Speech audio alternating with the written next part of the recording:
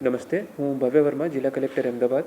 આપણે બધા જાણીએ છીએ કે અમદાવાદમાં આવતા 2 દિવસ માટે આઈએમડી ડિપાર્ટમેન્ટથી રેડ એલર્ટ છે, 31 જુલાઈ અને 1 ઓગસ્ટના દિવસે.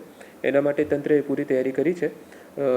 અમે લોકો બધા જો કન્સર્ન સ્ટેક હોલ્ડર્સ છે, કન્સર્ન ડિપાર્ટમેન્ટ છે, એમના સાથે આજે પણ એક મિટિંગ થઈ હતી.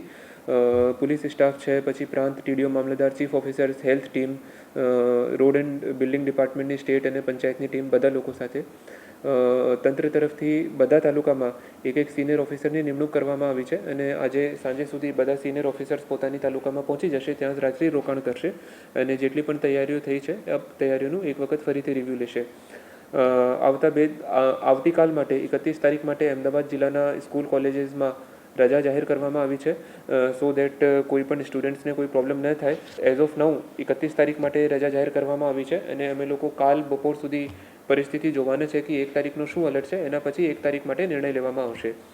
આપણી પાસે જિલ્લામાં 3 ટીમ્સ અવેલેબલ છે, સ્પેસિફિક ટીમ. એક એનડીઆરએફ ટીમ અવેલેબલ છે અને 2 એસડીઆરએફ ટીમ અવેલેબલ છે. આ ત્રણેય ટીમ આપણે ધોલકા, બાવલા અને સાણંદમાં સ્ટેશન્ડ છે અને જે તાલુકામાં અમે લોકોને જરૂરિયાત પડશે એ તાલુકામાં એ લોકોનો ઉપયોગ કરવાના છે.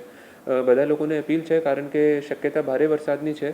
આવતા 2 દિવસ માટે પણ ભારે વરસાદની શક્યતા છે, તો જ્યાં સુધી એકદમ કોઈ ઇમરજન્સી સિચ્યુએશન ના હોય ત્યાં સુધી ઘરોમાંથી ન નીકળવાની એક અપીલ છે તંત્ર તરફથી.